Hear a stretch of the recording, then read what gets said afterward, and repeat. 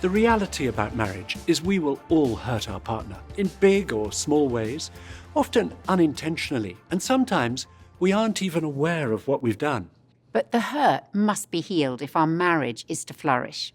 And in this session, we'll be looking at how that healing can take place. And anger will usually be our first reaction when we're hurt. While hurt is what we feel in ourselves, anger is what we feel towards the person who's upset us. Now, we want to make it clear, anger isn't bad in itself. It has a God-given purpose. It's part of our internal mechanism to signal something is wrong and that something needs to be sorted out. The adrenaline rush we feel is designed to spur us into action, but we can use anger wrongly in a number of ways. We want to look at two in particular. And roughly half the population falls into one category and the other half into the other category. We use two animals to illustrate two inappropriate ways of handling anger. Some people, when they're angry, are inclined to let you know it right away. We call them the rhinos, because a rhino, if it's provoked, is quite likely to put its head down and charge at you. The rhino, when they're upset, that's me.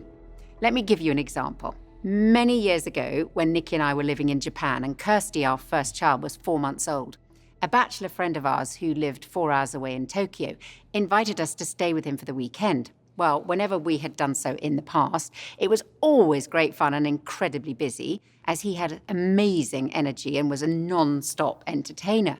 Well, on the Wednesday before we were due to go, I suddenly realised I didn't feel I could cope with a weekend like that because of feeding a small baby, being awake half the night and just feeling tired.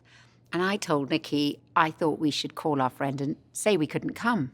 I, on the other hand, was convinced we had to go. I thought it was very rude not to at this late stage. And we had a really heated argument. And after we had argued backwards and forwards, it became clear to me Nikki really didn't understand how I was feeling, which really upset me. And as a result, I just completely lost it with him. And I remember the exact spot where Scylla was standing in our apartment, beside the basket where we kept our fruit. And I was so angry, I picked up the nearest thing, which happened to be an apple from the top of the basket, and I threw it really hard at Nikki. Unfortunately for him, we had just bought a whole box of apples, and they were arranged in a pyramid in the basket. And I proceeded to hurl them one by one across the room at him. I want to clarify, Scylla was throwing them really hard. I had to duck down behind the sofa to escape being injured until the basket was empty. Now, I know that sounds very dramatic, and I want to assure you I have never thrown anything else at Nikki.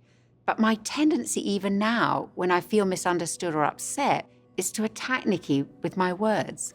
Other people, like me, respond in the opposite way to the rhino.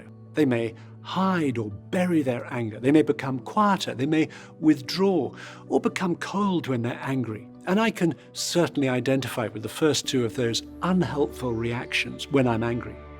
We call this group the hedgehogs because a hedgehog, when it's threatened, curls itself up into a ball and sticks out its prickles to keep its attacker at a distance. Now, it's not that those who act like a hedgehog don't feel their anger. It's just they display it differently.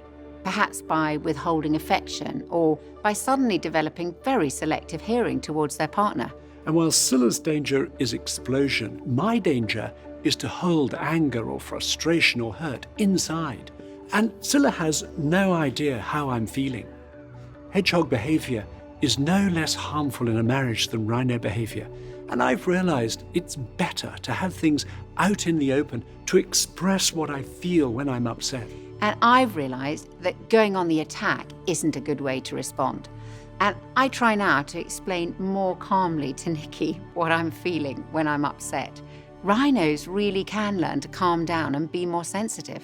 It's not just couples with opposite tendencies that have problems. If you have two rhinos in a marriage or two hedgehogs, that can be problematic as well.